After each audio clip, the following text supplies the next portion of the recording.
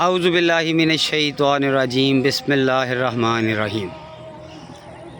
लाखों करोड़ों दरूद व सलाम मेरे नबी हज़रत मोहम्मद सल्लल्लाहु अलैहि वसल्लम पर और आपकी आल पर।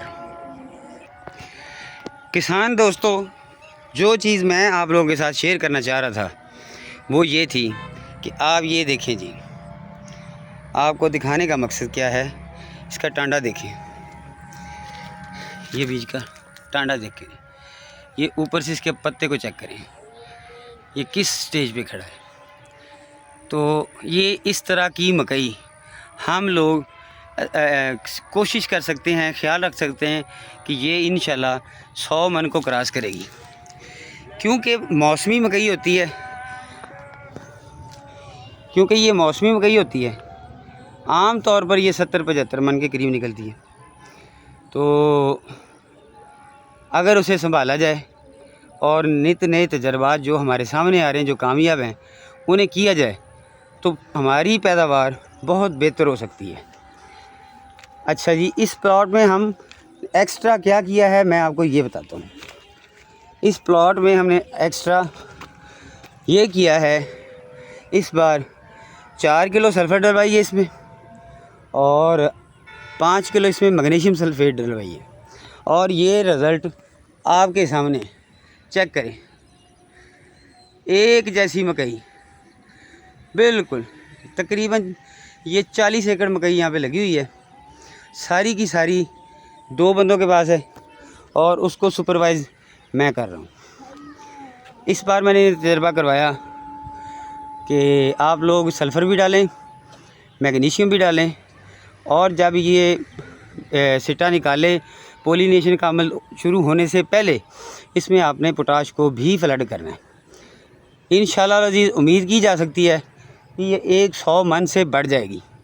फ़िलहाल मौसम और पेस्टिसाइड मैनेजमेंट, वाटर मैनेजमेंट और फर्टिलाइज़र मैनेजमेंट के ऊपर हमने अच्छा खासा यहाँ पे काम किया है, जिसकी वजह से ये मकई माशाल्लाह से इस हाल में खड़ी है।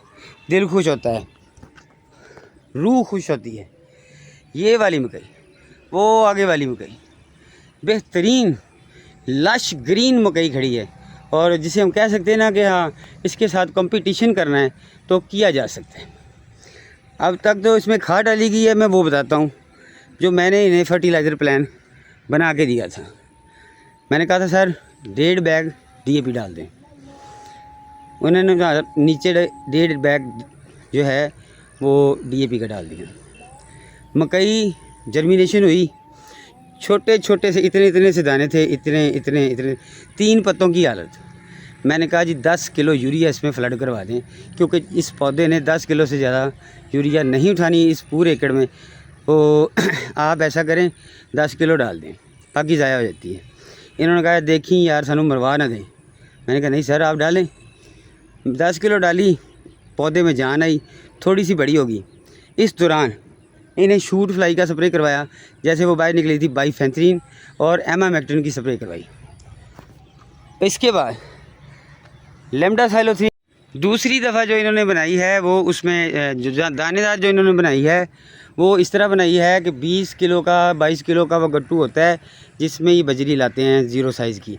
उस बजरी में जनाब एक गट्टू के ऊपर जो 20 किलो होता है उसके ऊपर 50 ml lambda, 50 ml लीफेनोरान, 50 ml emamectin और 50 ml क्लोरीपेरीफास डालकर ख़ुद से अपनी दानेदार तैयार कर लेते हैं, जिसका बहुत ज़्यादा फ़ायदा होता है। तो अब करना ये है कि इस वक्त तक इसमें कोई बीमारी नहीं है। अब हल्का हल्का पानी लगाना है जो जड़ को जाके टच ना हो, और जब ये तकरीबन 8 से 10 दिन के बाद ये नसारे पे आ जाएगी तो हम इसमें पोटाश डालेंगे। और पोटाश डालने वक्त कोशिश करेंगे कि पोटाश की जो कैलिब्रेशन है वो करें, जिस तरह पोटाश डालने का हक है वैसे डालें। और तीसरी चीज़ जो सबसे अहम है वो ये है कि ये जो बाहर से इधर से और इधर से जो भी सूंडी कीड़ा उड़ कर आता है यहाँ पे, तो यहाँ पर जहाँ तक हो सके आप बार्डर लगवा दें। जब आप बार्डर लगवाएंगे तो इंशाल्लाह आपकी छली का नुकसान कम से कम होगा। मेरी दुआ है अल्लाह ताला के हुजूर कि अल्लाह ताला आपको और मुझे लोगों के लिए आसानियाँ तकसीम करने का शर्फ़ अनायत फरमाए। जज़ाकल्लाह।